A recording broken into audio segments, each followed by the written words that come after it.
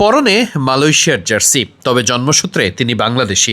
পরিবার আপনজন সবাই এসেছেন মালয়েশিয়ার জার্সি পরে সন্তানকে সমর্থন জানাতে। প্রবাস জীবনে মালয়েশিয়ার হয়ে খেলার সুযোগ মিলেছে। স্বীকৃত টি-20 বাংলাদেশের একটা দলের বিপক্ষে হোম অফ ক্রিকেটের মাঠে খেলা। হোয়াটমোর বাংলাদেশের পুরনো বন্ধু, তাই ম্যাচ শেষে তাকেও বাংলাদেশের কোচিং স্টাফদের সঙ্গেই কথা বলতে দেখা গেল।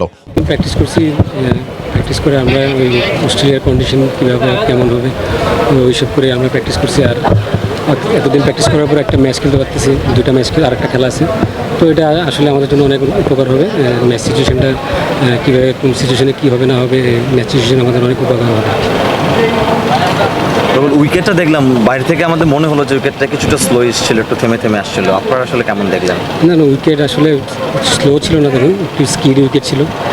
ওভারঅল ভালো উইকেট ছিল, ব্যাটসম্যানদের জন্য ভালো, বোলারদের জন্য ভালো, স্পোর্টিং উইকেটের মনে হয়েছে। তো উইকেট ভালো ছিল।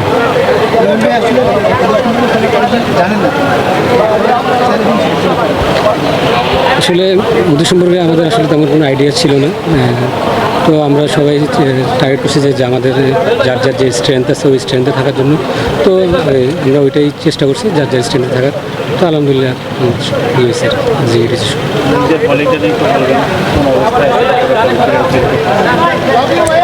আসলে আমি বরাবরই আমি বলিং নিয়ে কনফিডেন্স থাকি, বাট আমার মনে হয় আরও ভালো করে করতে হবে আমার। তো ইনশাল্লাহ চেষ্টা করবো আরও ভালো।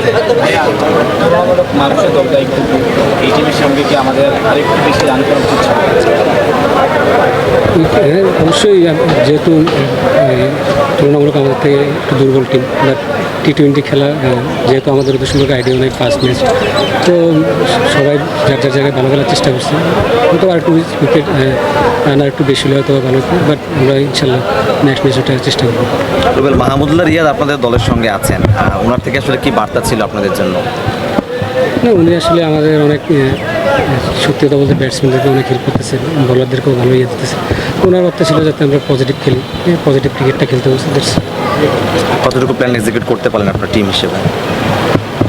প্ল্যান যার যার প্ল্যান আছে সবার চেষ্টা করছে ভালো করার। আশা করি আরও ভালো করতে পারলে ভালো হবে। ইনশাল্লাহ নেক্সট ম্যাচে সবাই আরও ভালো করবে ইনশাল্লাহ। বললাম তো উইকেট ভালো ছিল, ব্যাটসম্যানরাও অতটা খারাপ করে না, যেহেতু মালয়েশিয়া টিমটা আমাদের তো আইডিয়া নেই, ওদের বলার নেই।